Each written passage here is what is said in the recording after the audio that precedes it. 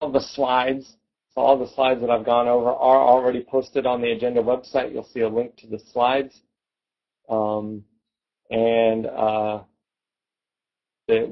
We have the streaming versions of the videos available immediately after the session. So all of the slides and session from yesterday are available. And then as soon as this one's over, we'll post that link. And then we will next week we'll break these recorded streaming ones up into sort of smaller chunks and post them as QuickTime movies. And we'll add those links as they become available. So looking ahead to where we're going with pilot development, we have our short-term priorities. Primarily, this is these under-the-hood improvements are related to version 2.0, which is not quite ready for personal consumption yet. We're still finding some bugs. We've completely rewritten the final element data structures. This is for a number of reasons. One is to prepare for multiphysics. Another was to better integrate them with PETSI so that they'll be used and available to a wider audience. They also have better optimization, and so they reduce the memory use significantly. And we've also working towards supporting higher order basis functions. So instead of just having a linear variation of displacement within a cell, we will be able to support parabolic variations of displacement, cubic, and then fourth order polynomial variations of the displacement field. And so for a given mesh, you can resolve the deformation over much smaller length scales and sort of finer scale variations in displacement within the cells, which allows you both to have higher resolution or in some cases a coarser mesh in terms of the mesh generation. So it should make mesh generation for a given resolution easier. We are working towards multi-cycle earthquake modeling. This is once we finish version 2.0, that's where our emphasis is going to be placed in order to seamlessly switch between the interseismic and post-seismic deformation and the rapid coseismic slip and wave propagation deformation. And so we'll be coupling elastic, viscoelastic, and plastic rheologies across these variable time scales as well as coseismic slip after slip and creep. Slightly longer term, we're with the support for being able to sort of set up the data structures for multiphysics.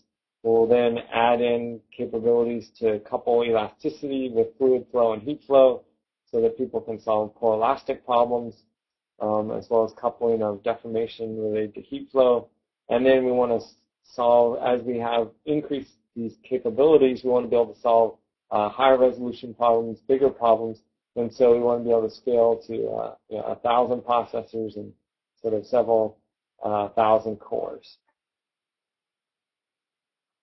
So basically our schedule for releases, we expect to have version 2.0 available this summer with our new final element data structures and support for higher order basis functions. Version 2.1 we expect to be available in the next spring, so about 9-10 months from now, where we'll have coupling of quasi-static and dynamic simulations, as well as moment tensor point sources. So this will be an alternative fault formulation so that if you don't need fine scale specification of the fault slip, but you can have it over sort of a broader approximation. The advantage of that approach is that then you don't have to incorporate the fault surface into your mesh, and so you can vary your fault geometry much more easily and just use a single mesh. And so that's good for generating Green's functions and doing inversions. Then we'll follow that up about 14 or 15 months from now with another version that will be able to support incompressible elasticity. That is generally useful for volcanic deformation type problems and calculating the stress field when you have highly large-scale topography and or very heterogeneous density variations. We'll also, at the same time, have the heat and fluid flow coupled to elastic deformation. And then in sort of longer term, we have some a number of items that we're looking into.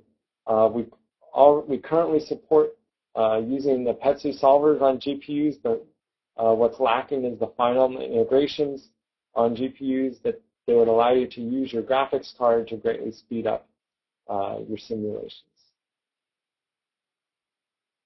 Now a few brief words on our design philosophy for Pilot. We've developed the code to be flexible and modular. We want users to be able to add new features without modifying the code. So things like new boundary conditions, new bulk constitutive models, new fault constitutive models, new interfaces for their for specific seismic velocity models. We want the input and output to be user-friendly. And those sort of design requirements philosophy has led us to use a combination of programming language. So the top-level code is written in Python. This is a high-level programming language that doesn't require many lines of code to express sort of more complicated algorithms. It also has dynamic typing, which allows a user to develop their own modules and plug them in at runtime rather than at compile time.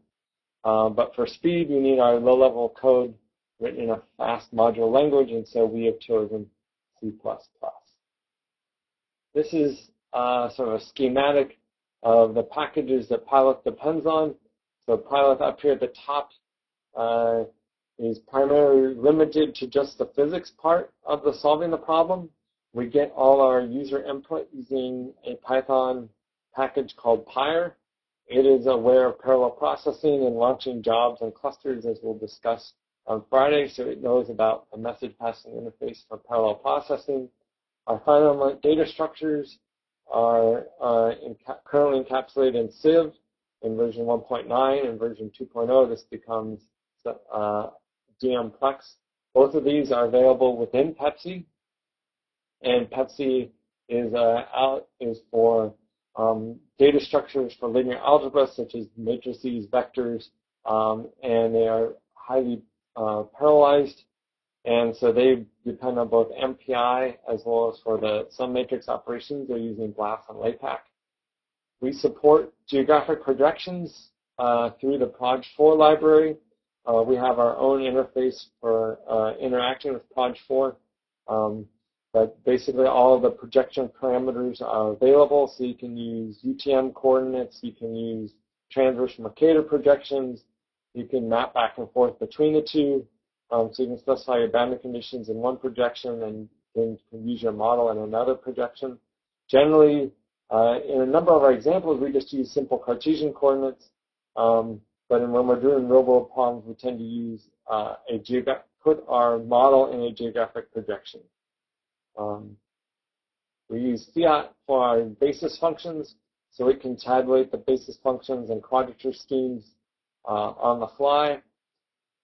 And then we also use the low-level boost library.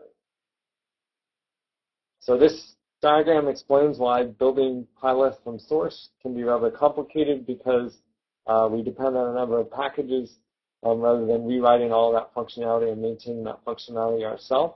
But we do provide the Pilot installer that knows how to build all these pieces as well as Pilot. Pilot, in terms of when you think about how you're specifying your parameters, you should think of Pilot as a hierarchy of components.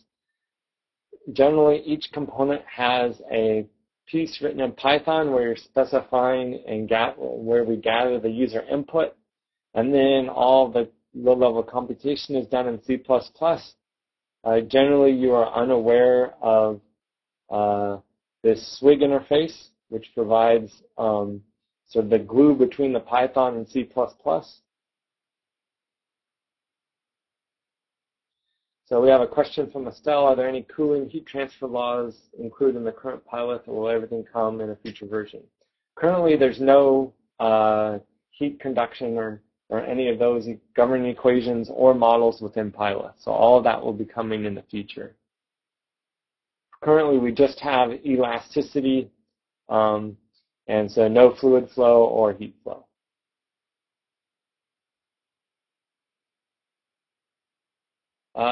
Here's continuing on with our hierarchy of components.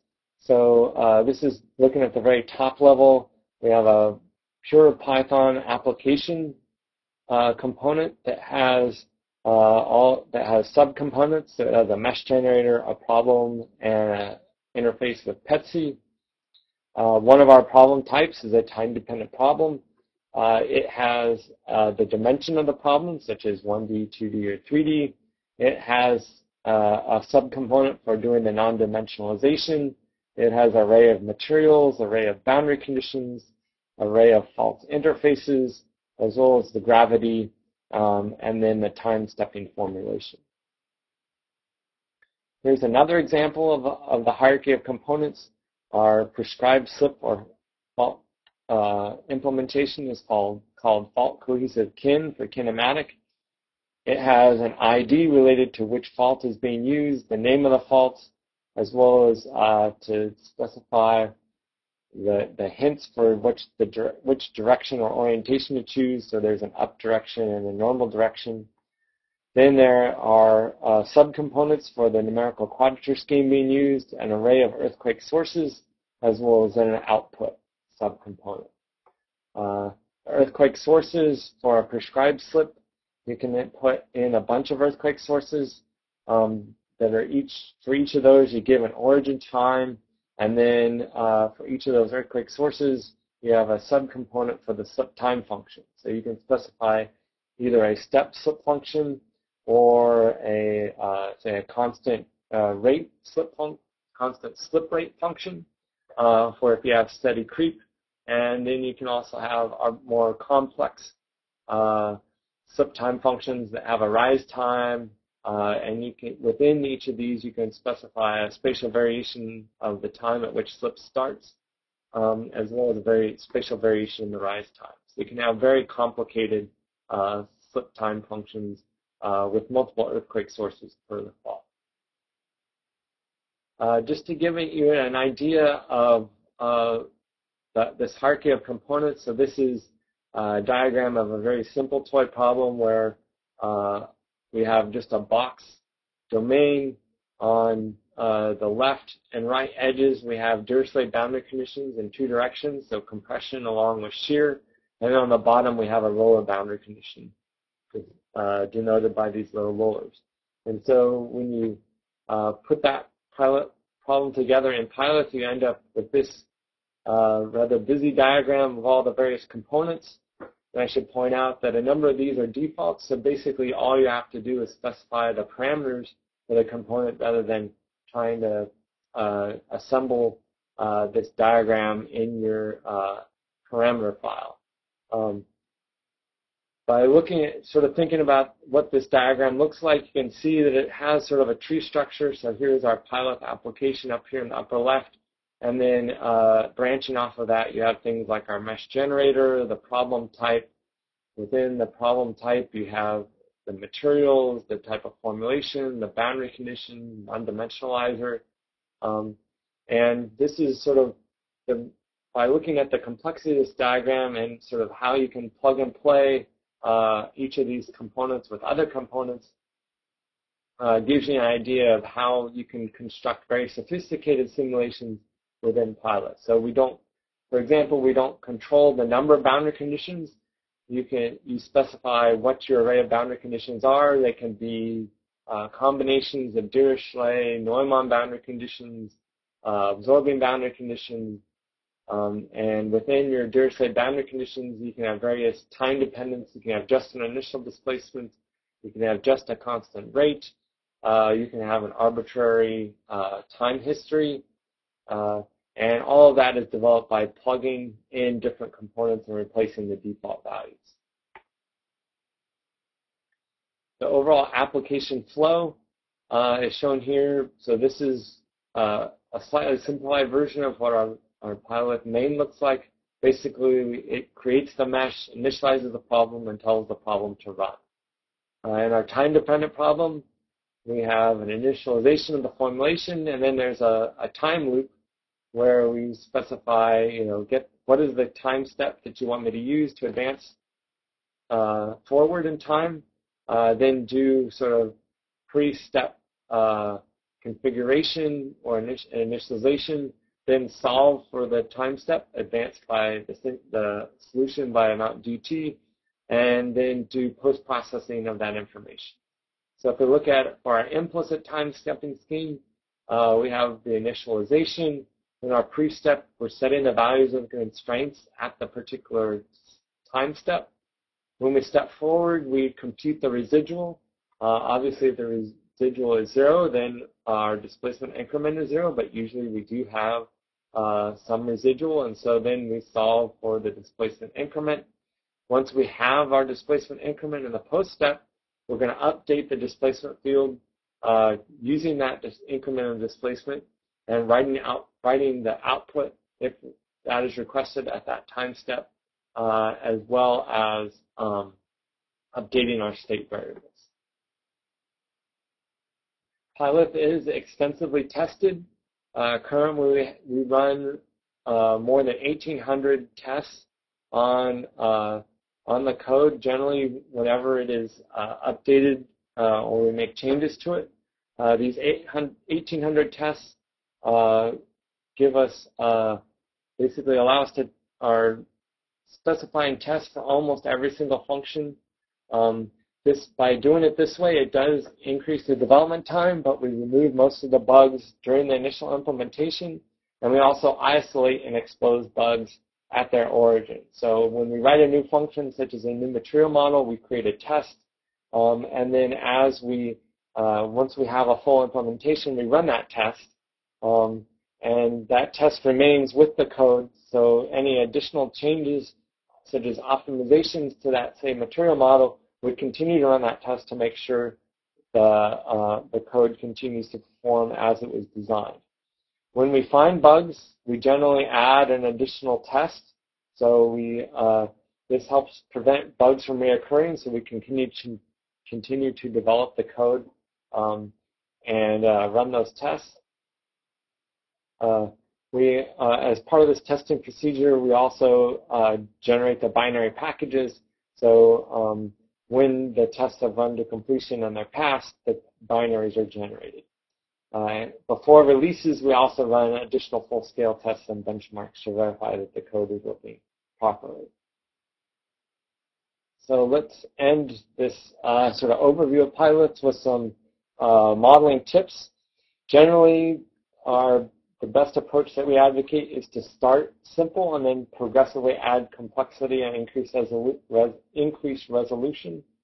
So in many cases, this means starting in 2D, if at all possible, and then going to 3D. By starting in 2D, you can develop your sort of simulation workflow with much smaller problems, so you have a much faster turnaround between generating your mesh, running the problem, and visualizing the output. This allows you to experiment with things like the meshing, the discretization size, spatial variation, the discretization, boundary conditions, the solver settings. But of course, it's important to keep in mind how the physics differ in 3D compared to 2D. So sometimes things may need to change because instead of having plain strain problem, it now becomes just a general isotropic elasticity problem. Also, even as you go from 2D to 3D or in 3D, it's best to start with a coarse resolution and then increase the resolution as you need to. Again, this gives you a much smaller problem. This is especially true in 3D, where for every factor of 2 decrease in discretization size, the number of degrees of freedom increases by a factor of 8. And if it also affects your time step, then computationally it can be a factor of 16. By using sort of the coarser resolution, again, you can experiment with meshing, boundary conditions, and solvers. And in terms of how do you increase the resolution, you need to look at the spatial scales in your boundary conditions, your initial conditions, your deformation and geologic structure. Obviously, if you have a very smooth geologic structure, very smooth variation in your initial conditions, and smooth variation in, say, fault slip, then you don't need the same type of resolution as you would need if you had very sharp contrasts in physical properties. Say you're trying to resolve deformation right around, say, a fault tip and looking at stress concentrations. In that case, you need sort of locally a very high resolution. You also should think about whether the geometry of the domain is important and at what resolution.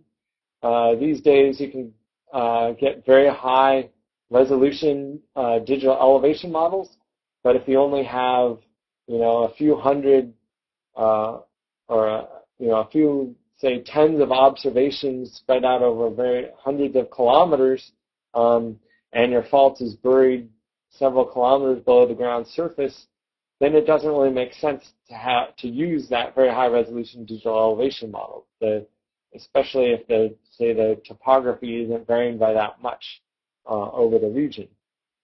So in many cases, you can get away without really much approximation at all using a flat surface. You may want to stick that flat surface at the nominal elevation of your region rather than at sea level. So that's something to keep in mind. And remember that the displacement field is the integral of strains and stresses. So if you're trying to match GPS displacements, you generally can use a much coarser model than if you're trying to resolve the stresses right around the fault. And so that's true, especially as you look at sort of your viscoelastic deformation. How smooth is that viscoelastic field? How well do you know your slip distribution at depth? All of that controls sort of what type of resolution you want to use. And so, as I mentioned, resolving stress and strain requires a much finer resolution than just resolving the displacements. Always remember to use your intuition and analogous solutions, whether that's using relax to develop a quick estimate with a coarser or a simplified velocity structure to check your results.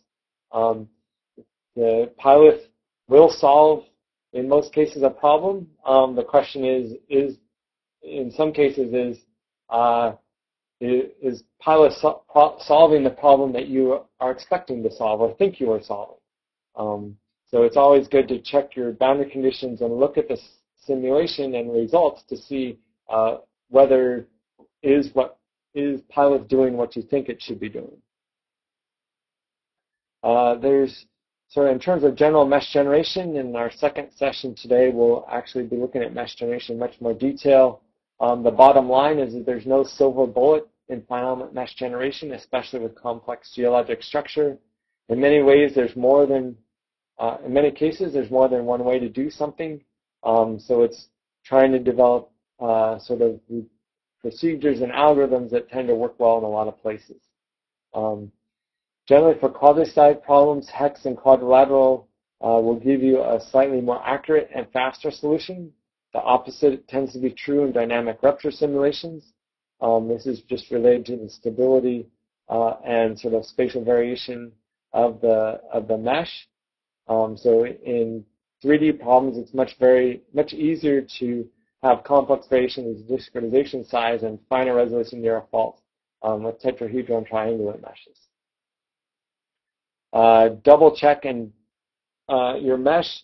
You want to make sure that whenever you run the mesher to see if there's any errors. That's giving you a very early indication that something's wrong. You don't want to be running a simulation if you have errors in your mesh.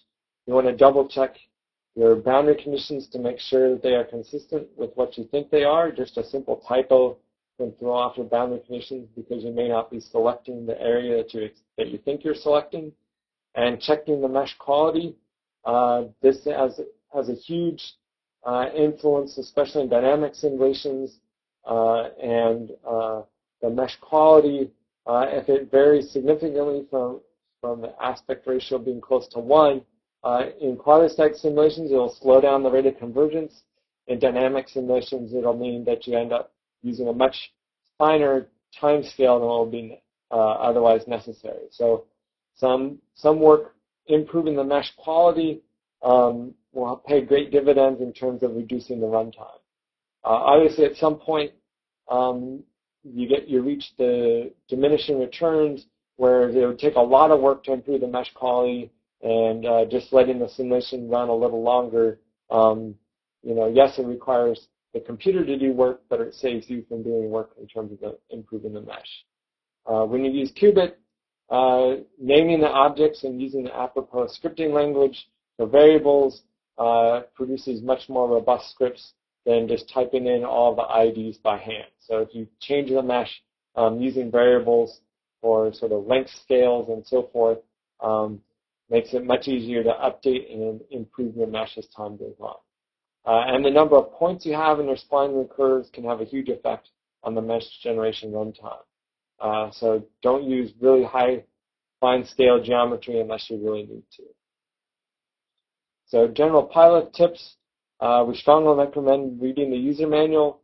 As you peruse the user manual, you'll probably find answers to other questions besides just the one that you're looking for. Make sure you don't ignore error messages and warnings. Our recommendation is to use an example or benchmark as a starting point. We have over 30 examples within Pilot that pretty much have examples for every single part of the functionality, so there generally is some example that demonstrates how to use the feature that you're looking for. In quasi-static simulations, make sure you check that the solution converges at every time step. As soon as the solution doesn't converge, you're essentially generating, perhaps significant numerical errors in your solution. And you won't know it unless you check to see that your solution is converging. Dynamic simulations, you can start with a static simulation to make sure you sort of have things set up properly.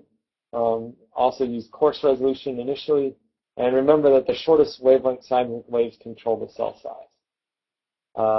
And as I mentioned before, we have the CIG-short@geodynamics.org mailing list, and then Pilot user resources. This is our sort of web page that has links to all the various resources for Pilot, such as the main web page, our wiki, publications, and so forth. Debugging tools, I'll give an example of those in a minute. And so just want to point out that within the Pilot binary, all the examples are included in source Pilot examples, and the source tarball, they're in the examples directory. So that's it for the slide portion of this session. Next, we'll go on to looking at running Pilot, and starting with Qubit, running Pilot, and then going into ParaView. And so let's go back and look at it, see what questions we have here. And if you have additional questions at this point, please go type them into the Q&A panel. So we have a question related to fault output for what do the slip X and slip Y mean in terms of left lateral fault opening respectively. So we'll see this in ParaView that ParaView will tend to name, when it sees multiple components of slip, it'll name them X, Y, and Z. For fault slip, the first component of fault slip is always the shear slip. So in a 2D simulation, it'll be the lateral slip, and then the second component will be the fault opening component.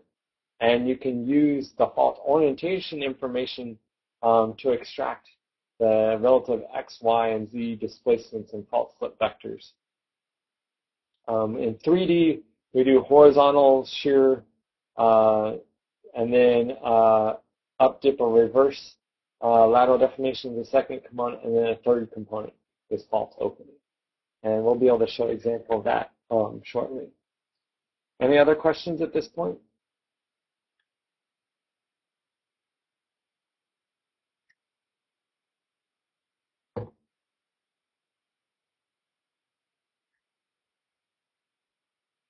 Okay, so let's jump into running an example here. So I am in the 3D hex 8 directory. So examples 3D hex 8. First we'll look at, you can see that we have 21 different examples in this directory. And so step 01 through step 21.cfg, these are the input files specific for that particular example. All of these use the same type of mesh. And so the mesh is in the mesh directory. Our output will be written to the output directory, and all of our simulations will read in the pilot app.cfg file by default. That reminds me, we want to start with the mesh generations. So let me switch back